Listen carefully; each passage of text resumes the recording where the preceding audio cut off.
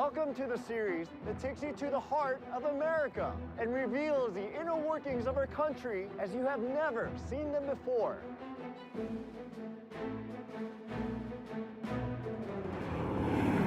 I'm Yul Kwon. I've worked in many different fields, from law to government to business. I've even won the reality show Survivor. But in every part of my life, I've been fascinated by the same things: systems and networks. We're going to go on quite a journey, coast to coast, across this sprawling land to discover the habits, the rhythms, and the secrets that you only notice when you step back and see the big picture. The interchange is oddly elegant. In the next hour, aerial photography and satellite tracking will reveal how America's transportation systems make us the most mobile people on Earth. We've built vast networks of roads, rails, and airways. And an army of workers keeps the wheels turning. Hey, who here likes Mike the bus driver? But it's getting harder and harder to keep all these systems running. Well, I think the freeways will get so slow where a lot of people will just decide it's not worth the grief. Many of them are aging, designed at a time when America was far less crowded. You have a disruption in one place and it ripples all the way across the country. It does have a ripple effect. But even as they struggle to keep up, every day our systems miraculously manage to get us where we need to go. This is a story of 310 million Americans on the move. This is America Revealed.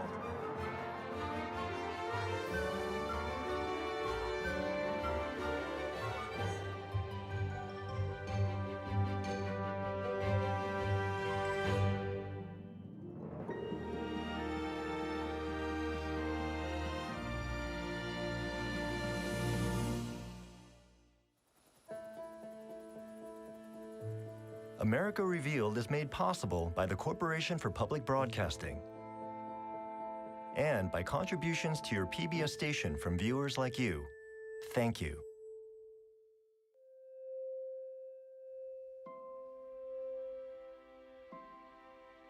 Monday morning, just before dawn. But this isn't the night sky.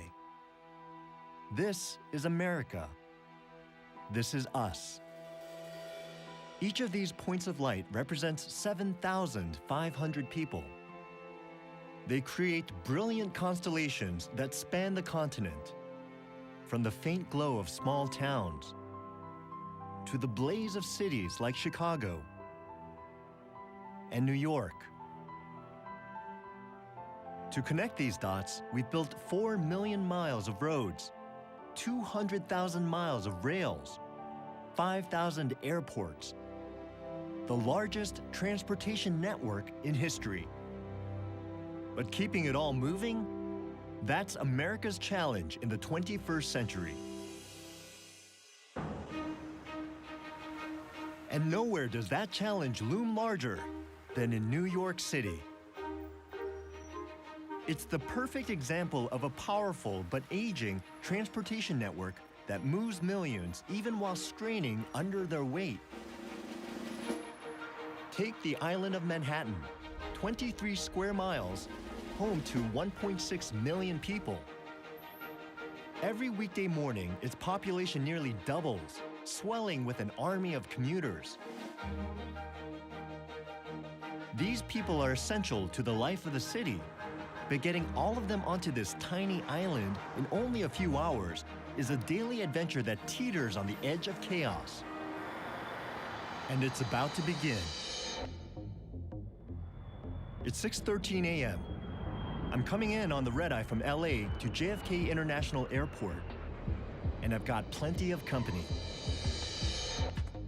We plotted the paths of every plane landing at New York's 3 major airports in a 24-hour period. A flight comes and goes every 24 seconds. That's more than 3,500 flights a day. By 7 a.m., thousands of yellow cabs are picking up their first fares of the day at the airports and heading for Manhattan.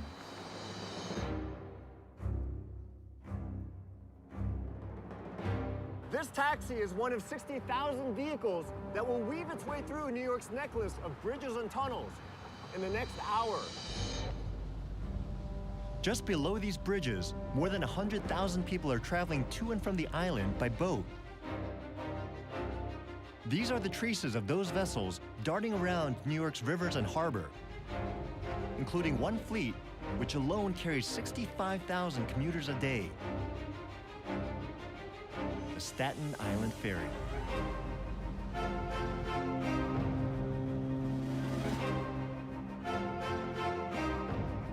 As thousands descend on the island by air, road, and water, even more arrive by rail.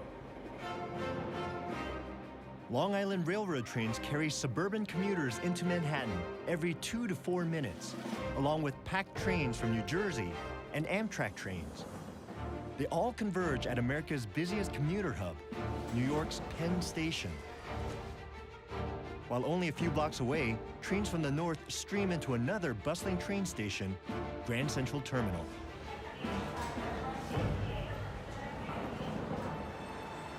But getting people onto Manhattan is just half the battle. Now they have to deal with this. The streets run yellow with taxis, competing with thousands of trucks and cars. And bus routes crisscross the island, adding another layer to the traffic. I'm not surprised the word gridlock originated here. It's 8 a.m., and it looks like nobody's going anywhere.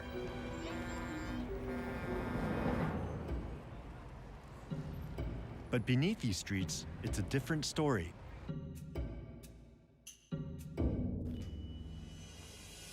I'm talking about the subway.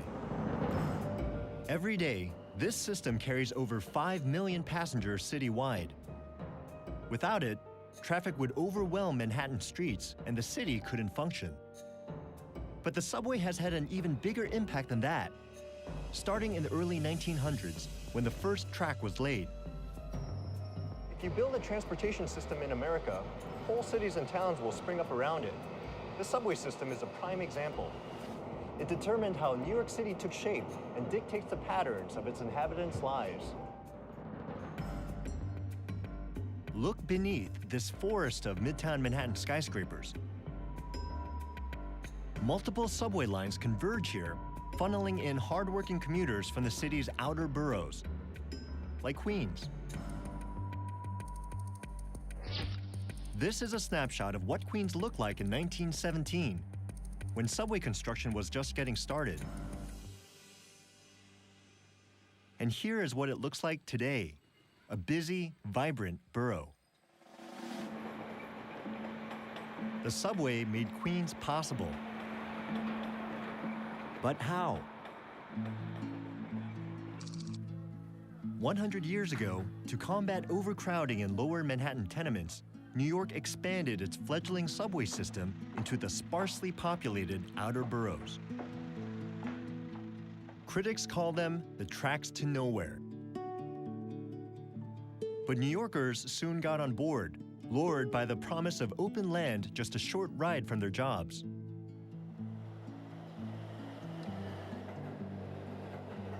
By the 1920s, these lines were carrying more passengers than they could handle. The city planned to add over 100 miles of new track, but first the Depression hit, then World War II.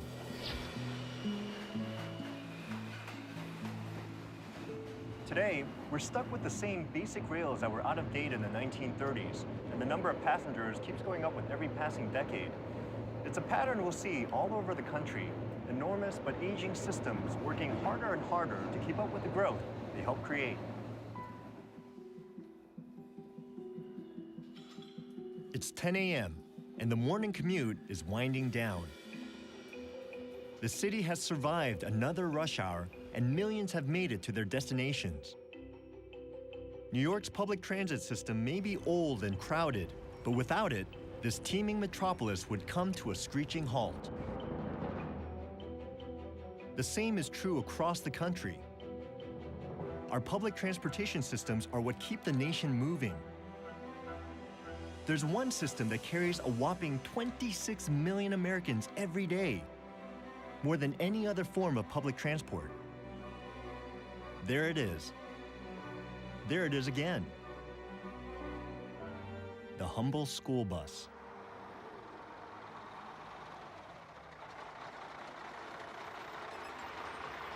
What's up, guys?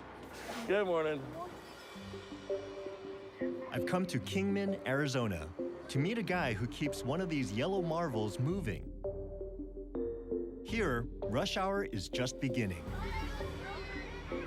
For many students in this desert community, buses are the only way to get to school. Around the country, kids rely on a 500,000-member army of transportation experts, the nation's school bus drivers. Hey, who here likes Mike the bus driver? Sit down, guys.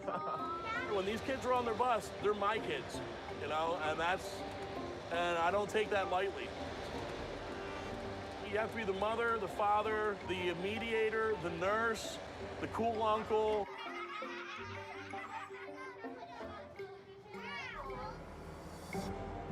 Mike, how many miles do you drive every day? On average, I'll do about 165 miles a day. And that's just you? That's just me. This is Mike's bus. It's just one of Kingman's 53 buses. We planted GPS devices on them and found that they drive 1.5 million miles every year to every corner of the school district, an area the size of Delaware.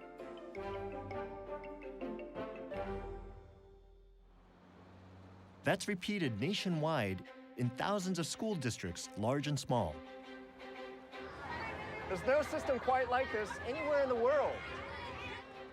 Here in the US, if you can't get there on foot, you can get a ride to your local school, even if it's not that local. So you guys are really kind of like the lifeblood of the system, right? I mean, without you, these kids wouldn't even be able to get an education. Oh, no, they wouldn't be able to get to school. No, we keep pumping the kids in so they can get educated. All right, people, have a good day. We'll see you this afternoon. Have a good day, guys. Our school buses work amazingly well, which is good considering how much we rely on them. But there are other transportation networks out there that face big challenges, including the system that first connected the country from coast to coast and made modern America possible.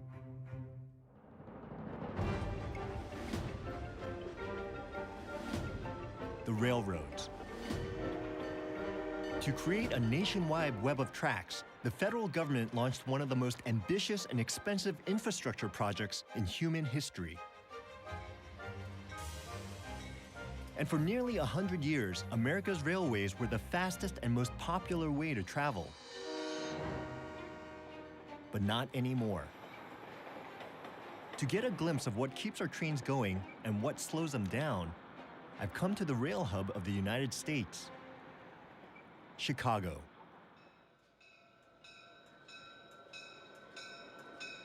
More trains passed through this city than any other. Because in the 1800s, Chicago's politicians lobbied to make sure all national rail lines end here. All tickets, please. Thank you. That created jobs, but also logistical nightmares. Today, there are 3 different systems here with different needs, all fighting for space on one set of tracks. Commuter trains making local pickups. Amtrak trains traveling longer distances with fewer stops. But those 2 passenger networks are dominated by the biggest and slowest network of all.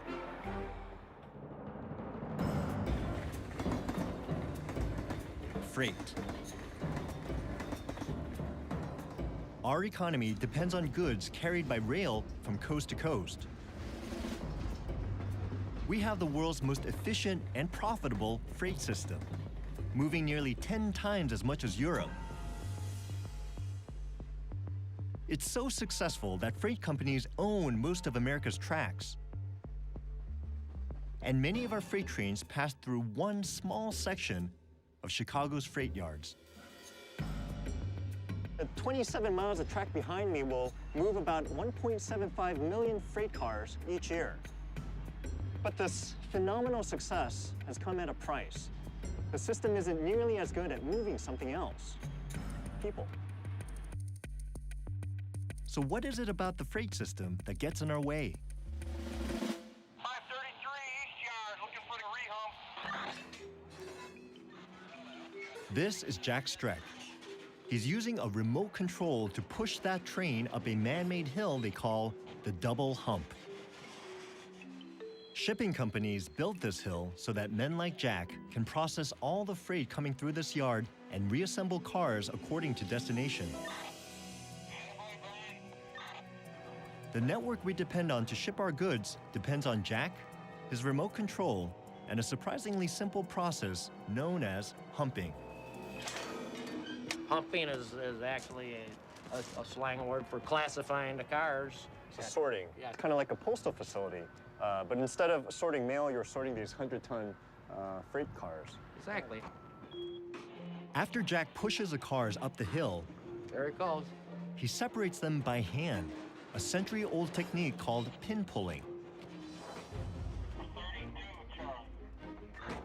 This board up here gives me a signal, shows me where to make the cut. Break it away. There it goes. You're fine. And then, Jack lets gravity drag each car down the other side of the hump to its outbound track. These cars carry chemicals bound for Virginia, lumber on the way to Michigan, sugar for a cookie factory in St. Louis. And they all have to wait their turn in line at the double hump. Everything that moves through America moves through these yards. Yeah, exactly. A lot of times you can tell how the economy is running out here just by what's coming through the yard itself.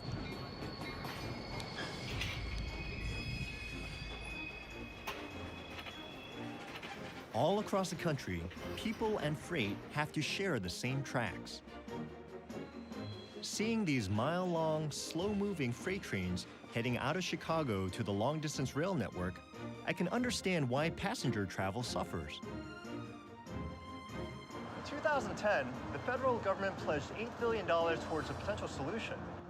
The construction of new and upgraded tracks for a speedier passenger rail system. But that's only 15% of the plan's $53 billion price tag. Even if all that funding comes through, most long-distance travelers will probably still choose a different way to get from here to there. One that's newer and much faster.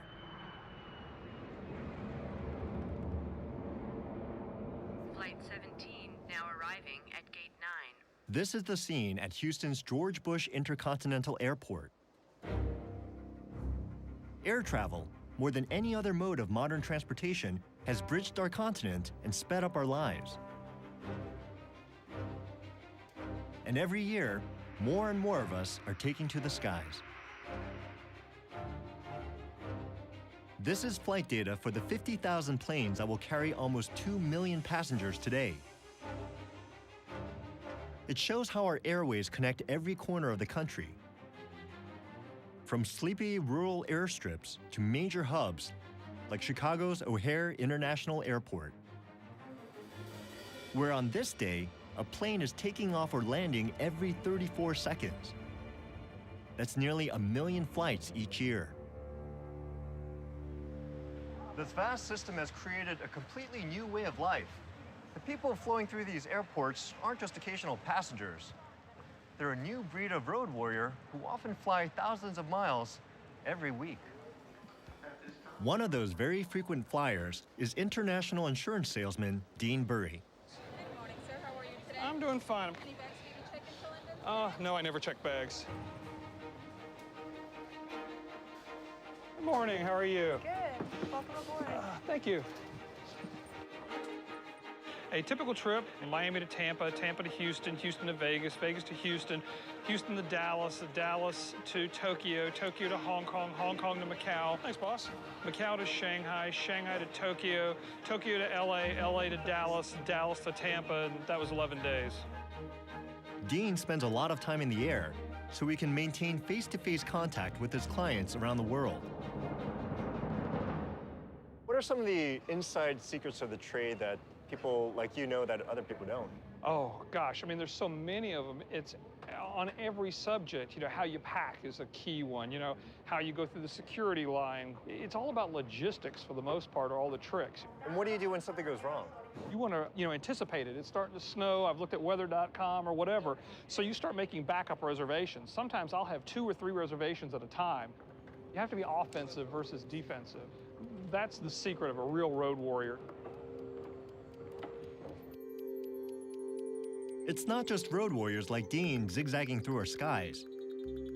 Air travel is so common today that our airways are filled with all kinds of travelers. Some of them more unusual than others. Here are 3 regular passenger flights. But one passenger on each flight is traveling in cargo, brought aboard in a special box called an air tray. Baggage compartments of commercial airlines are the most common way to ship dead bodies long distances. Every day, 50 are shipped from one state alone, Florida. It's a retirement mecca, but when those golden years come to an end, many deceased retirees are flown home for burial. These passengers, on the other hand, are very much alive. But they're under armed guard and they wear handcuffs as well as seatbelts. They're traveling courtesy of the Justice Department, which runs its own airline flying prisoners to distant court hearings or penitentiaries, and deporting some illegal aliens out of the country. With so many people flying for one reason or another, our skies are the busiest in the world. But they weren't always so crowded. I'm heading to McDonald Pass in Montana to visit a relic of our earliest days of flight.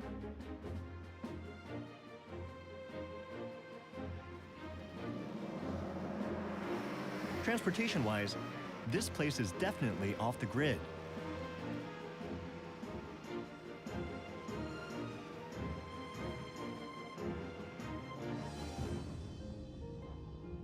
Oh, that was fun. I feel like I'm standing on top of the world. Pretty much are. We're on top of the Continental Divide.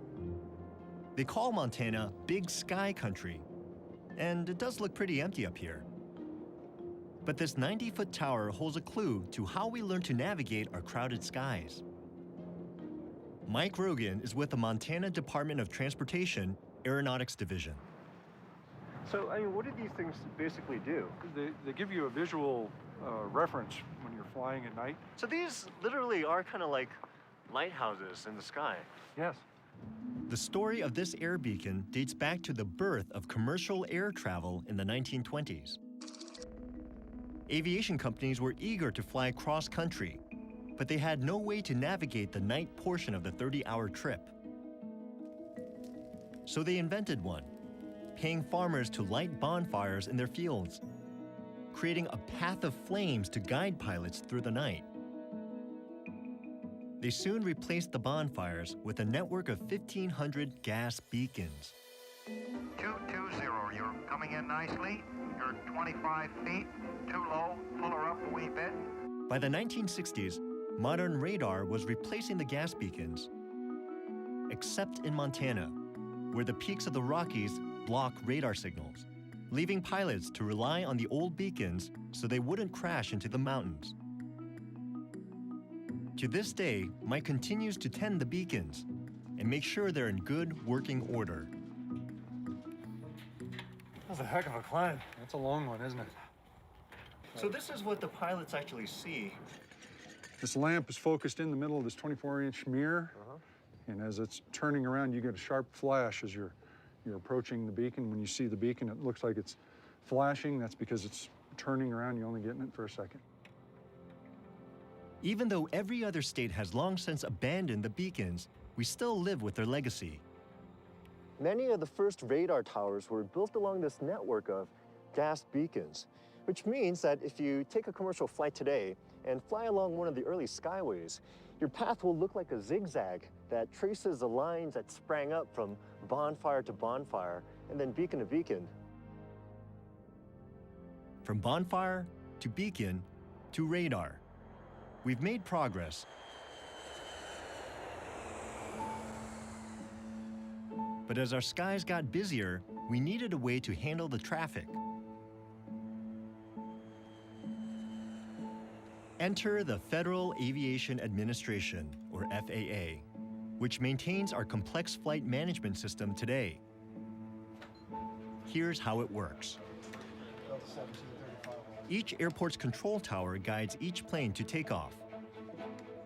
Then a regional control center keeps tabs on it until it reaches 10,000 feet, where the flight enters one of the 21 en route centers across the country. And watching over the entire system are the people in this state-of-the-art bunker in Northern Virginia. People like Flight Manager Deborah Griffith. Air Traffic Control System Command Center. This place is immense. Yes. I feel like I'm in that movie War Games or something. No. What are all those lights up on that screen right there? Those are flights. Those are the active flights in the system right now. How many planes are we looking at? During the peak portion of the day, we're 5,000 to 6,000 flights active. It's Tuesday afternoon, just an ordinary day for Deborah, who's sort of a traffic cop of the skies. Good morning, everybody. This is Deb Griffith with you for the 1215 Planning Telcon. We're going to start with New York, having the gusty winds. Good morning, New York. Good morning, thank you. We are on a 3-3 left. Every 2 hours, Deborah leads what could be the biggest conference call in the world. Thousands of passengers' lives are on the line. All right, let's go out west to Southern California, Franklin. Can you give us any more information? San Diego, right now, just nobody's getting in with the RVRs and the low ceilings. So we Every major airline, airport, shipping company, the Secret Service, NASA, and the military listen in for updates to the National Flight Plan. Looks like Cleveland, we're IFR, so we're going to add them into terminal constraints for IFR ceilings and viz. Okay, that'll conclude this telcon. We'll be back with you at 1415 Command Center's out. Thank you. As soon as she hangs up, Deborah begins juggling this network's limited airspace to keep traffic flowing. Got up down San Francisco forecast. Actually put ceilings in there for a few hours this morning. All right, that's it. Thank you very much. Okay. She reroutes planes around San Francisco's fog and grounds others so they won't get caught in a bottleneck caused by strong winds over New York. 31's at Kennedy. Right now, the volume's down for the next 4 hours. We'll see how that rolls.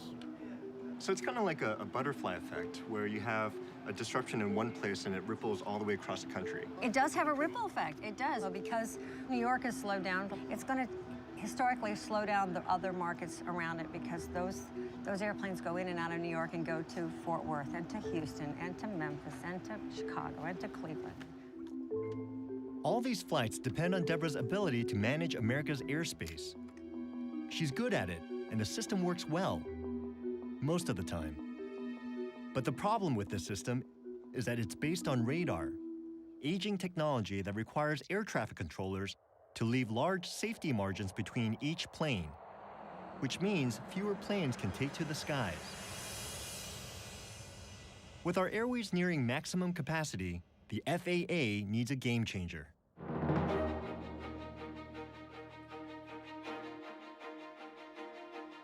If the air beacons in Montana recall aviation's past, you can get a taste of our future by heading to an even more isolated part of the country. This is rush hour in Juneau, Alaska. Only 10% of this state is accessible by road, so up here, everyday commuting depends on pilots like Sam Wright. Wow, it's beautiful. This totally beats my own commute. Welcome to my office.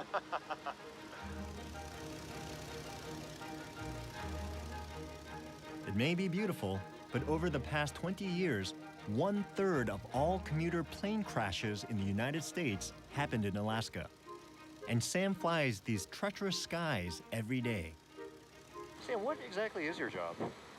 My job is to take people and freight, mail, UPS, FedEx, from Juneau, which is the jet port, to all the smaller communities around Southeast Alaska. What are some of the more common and uncommon things that you've transported Well, very, very, very, very, very pregnant women. Taking them to the hospital for delivery. Yeah, taking them to Juneau for delivery. That's the scariest thing to me. Knock on wood, I've made it every time. But wolves, we've carried bears, carried a really pissed off wolverine this winter. The wolverine was going to Minnesota or someplace to be bred, and he didn't know that, so he was just flat unhappy. So you really are sort of like the connective tissue that allows these outlying communities to interact on a daily basis with the rest of the world. That's true. We look at ourselves more like just a little air road system. And how hard is it to fly around here? Is it challenging? Well, today's like a gorgeous day, right? You can see for 80 miles, 100 miles. There's some days we can only see 2 miles.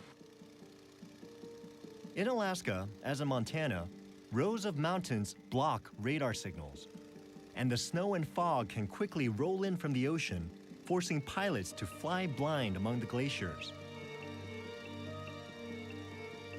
So pilots like Sam are using a new satellite-based GPS system, which, unlike radar, can reach every corner of their airspace.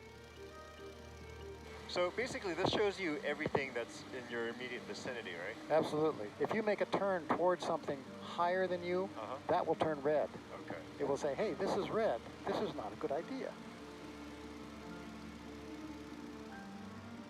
In Alaska, the accident rate for planes that have been equipped with GPS has dropped by almost 50%. Thank you. Nice to be home. And this system that keeps Sam and his passengers safe is beginning to have a much wider impact. GPS is the backbone of a new FAA plan called NextGen, designed to completely overhaul air traffic control. Air Alaska was one of the first airlines to test this new technology. Their pilots, like Mike Adams, welcomed it. One of the most advantageous features about the NextGen program is the ability now to navigate more directly.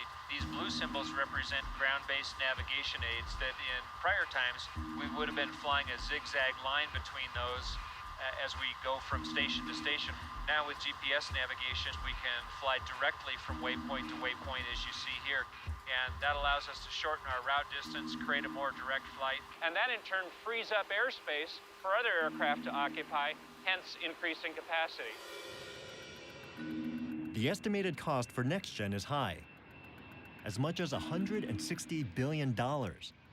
But it will allow the FAA to fly 1.3 billion passengers a year by 2031, twice as many as it can handle today.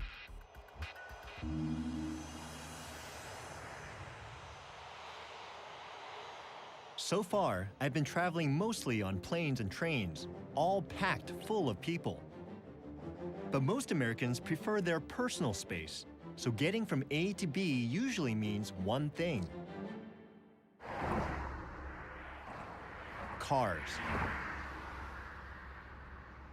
That's definitely true in Dallas. Here, like most of the country, Americans take driving for granted. We turn the key and go. But while driving feels like individual choice, it's only possible because of our system of highways, which is one of the busiest and most sophisticated pieces of infrastructure in the world. And we have grown so dependent on the freedom and mobility of the open road, collectively driving 3 trillion miles every year, that today, the health of our country depends on the health of our highways. So specialists like traffic analyst Greg Jordan work behind the scenes to help improve the flow of traffic.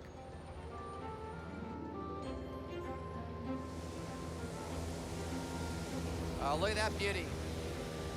The interchange is oddly elegant. You know, it's kind of like some sort of geometric shapes. An aerial perspective will give you an insight that is sometimes very hard to get on the ground. He's right. From the sky, I can see where cars are bottlenecking and where they're moving along at a nice clip. Local transportation planners from New York to California value Greg's expertise. He provides data so they can see for themselves where they need to invest in roads, where they need to build new ones, or widen them, or increase highway patrol. And how are you actually getting that data? Well, it's mainly time-lapse photography. Looking at the snapshots Greg has taken over time, what strikes me is not just the roads themselves, but the number of housing developments hugging the highways. This is a new development. This is in Louisville. It's right near the newly completed State Highway 121. So these communities are only possible because of that freeway. The freeway is the lifeblood. People like to say, if you build it, they will come. And to a degree, that's true. Okay. You know, if you build it, that encourages people. This is what more and more of our country looks like today. A tapestry of suburban neighborhoods woven together by quiet streets and bordered by busy highways. When the federal government started building these interstate highways more than 50 years ago, they were intended to strengthen connections between far-flung cities, but they've ended up totally reshaping local communities. This is what the sleepy town of Arlington, Texas looked like in 1950.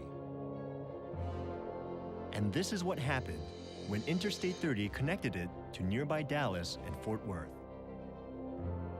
Highways stretching north from Dallas lured people out to the cheap land and open space of Arlington and other suburbs like this one, Colleyville. And these suburbs gave birth to a whole new way of life. This is a suburban dream, the cul-de-sac. Big houses surrounded by green lawns on a street with no through traffic. But living here comes at a cost. To understand that cost, we used GPS to track the cars of everyone living on this tiny cul-de-sac for a week.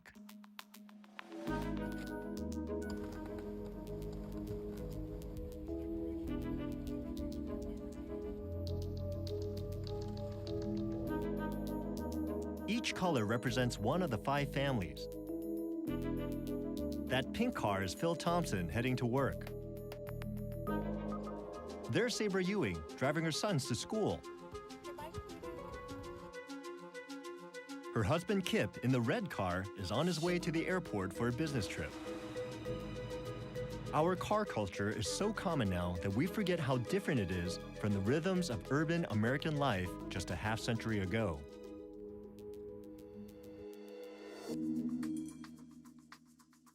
Modern suburbs promote a landscape where most things are accessible only by car. So these suburban residents spend much of their time behind the wheel. They drive to get coffee. Thank you. To do their banking. To buy groceries. In fact, they drive 50% more than their parents did. I probably put on maybe 100 miles a day. Wow. Easily 25,000 or 30,000 miles a year. But basically the assumption is that if you're going to live in this neighborhood, you have to have a car. That's exactly right. The way they designed Colleyville and our community is that since it's off the beaten path, you have to drive 10 or 15 minutes before you get to a major road. And all this driving means our families walk a whole lot less. Walking is definitely more recreational. I walk the dogs in the neighborhood to the mailbox and back. Now, the other walking that I do is going to be from parking garages to appointments when I go to customer meetings between the rental car agency and the gates at the airports. Most of us don't mind all this driving, but there's a problem. As suburban life evolves and our daily destinations change, our road system can't adapt fast enough. Look at our 5 families. They rarely venture into the city of Dallas all week. Our highways were designed to get people from the suburbs to jobs and stores in the central business districts. But nowadays, most people live, work, and shop in the suburbs, and the smaller secondary roads are jammed. On top of that, since we've built our highway system, the population has doubled, and the number of cars on the road has more than tripled. That means more people stuck in traffic on roads that weren't designed to get them where they want to go. At the end of the week, After collectively navigating over 600 miles of suburban thoroughfares, our families return to the cul-de-sac. There are the Johnsons, last ones in.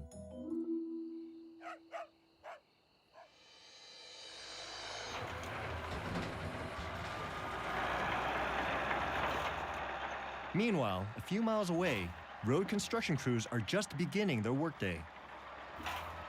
In the Dallas-Fort Worth area, planners are trying to reduce congestion by building their way out of the problem. This place is home to more road construction than anywhere else in the country. But it won't be long before this freeway attracts more people, creating more traffic and driving demand for even more roads. It's kind of an infinite construction loop. So some places are taking a different approach.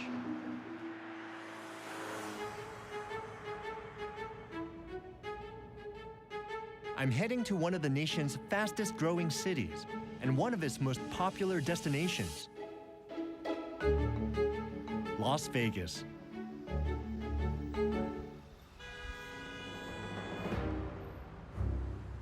Each year, this city of 2 million has to move a rotating cast of 36 million visitors through its streets.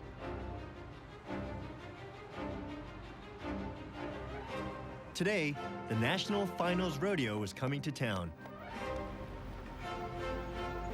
which means extra traffic pushing already crowded streets to their limit.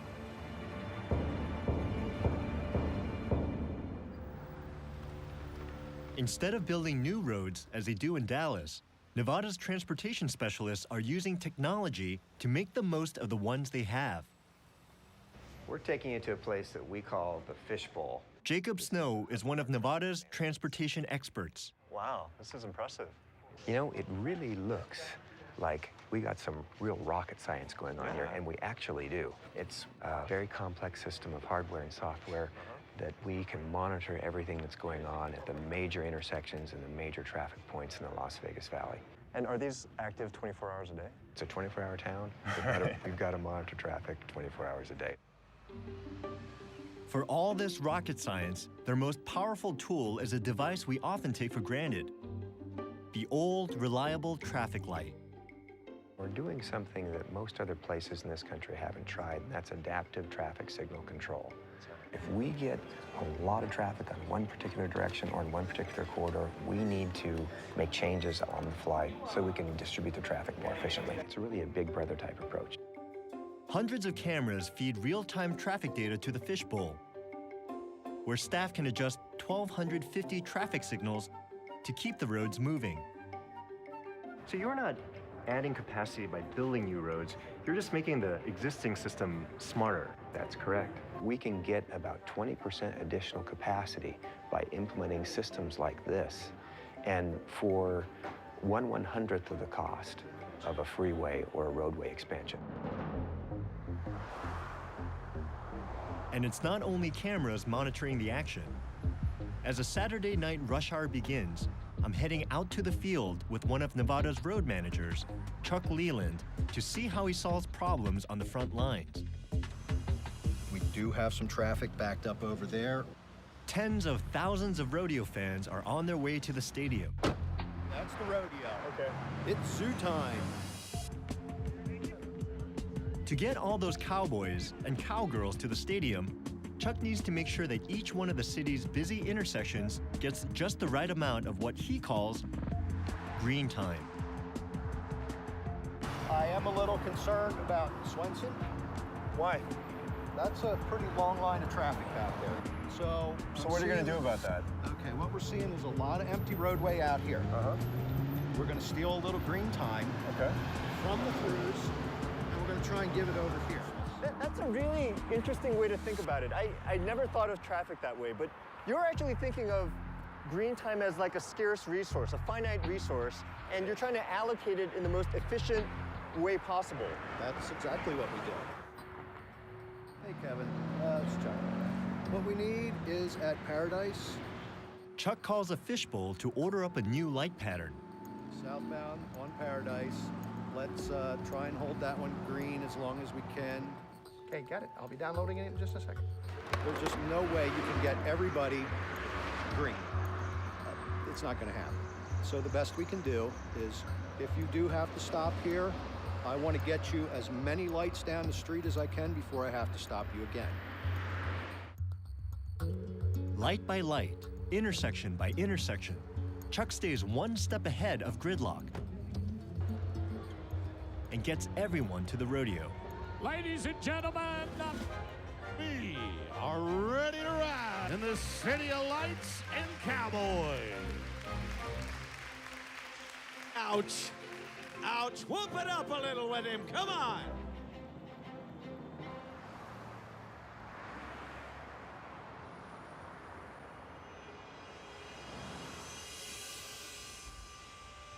The party's over, and I'm leaving Las Vegas.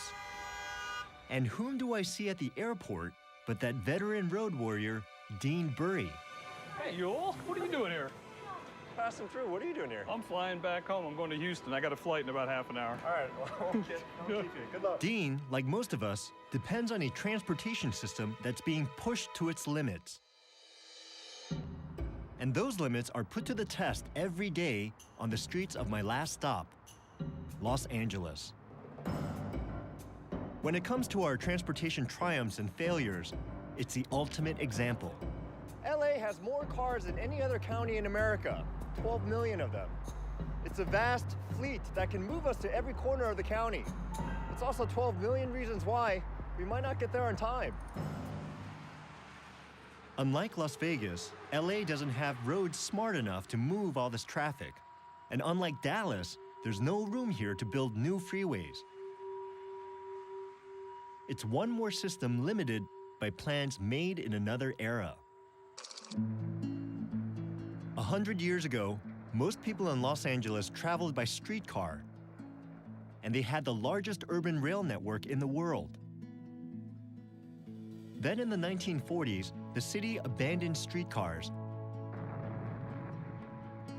and began an unprecedented freeway building frenzy. This set of aerial surveys shows how freeways were designed to cut through neighborhoods. That prompted activists to fight back and block construction of new roads.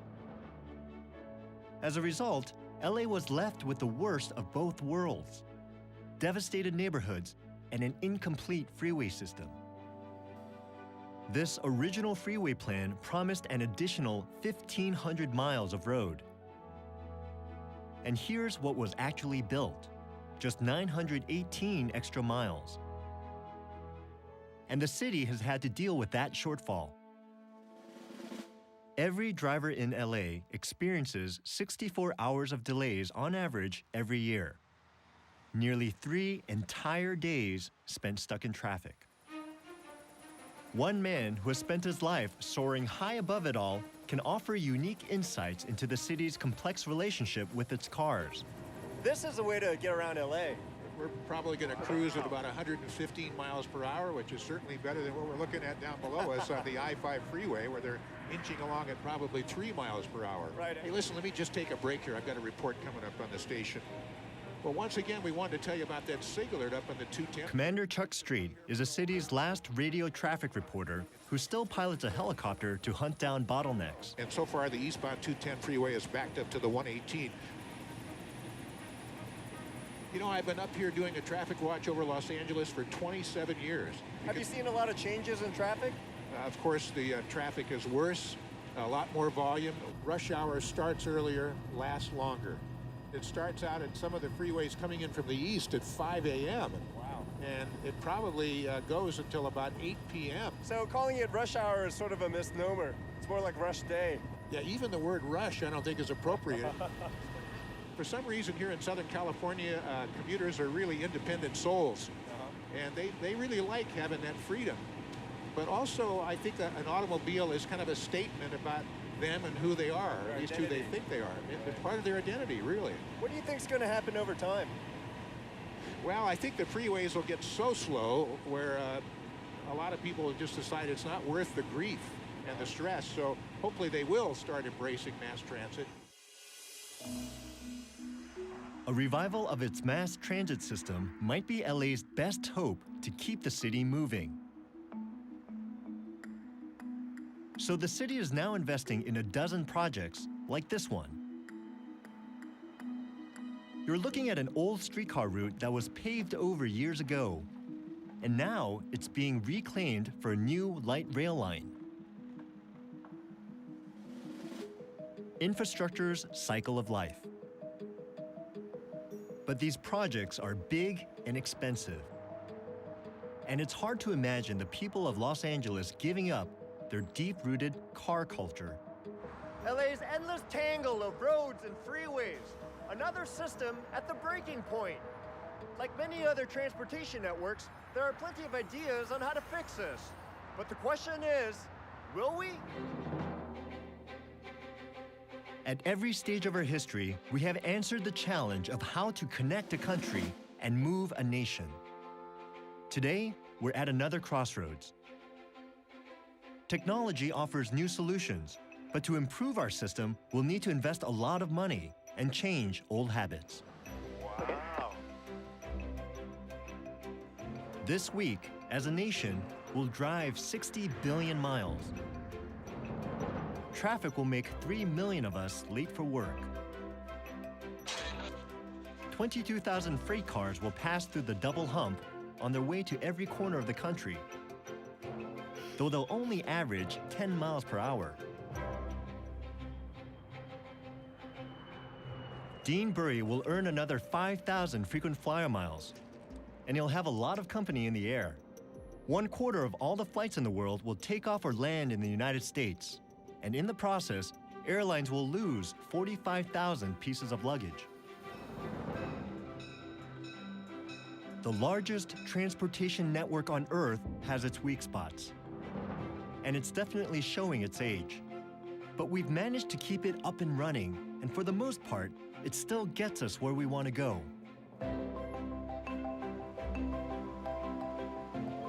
As for me, my journey across the country is about to end right where it started.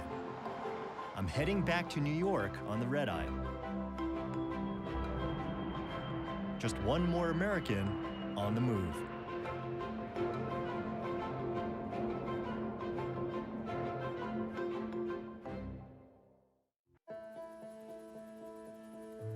America Revealed is made possible by the Corporation for Public Broadcasting and by contributions to your PBS station from viewers like you. Thank you.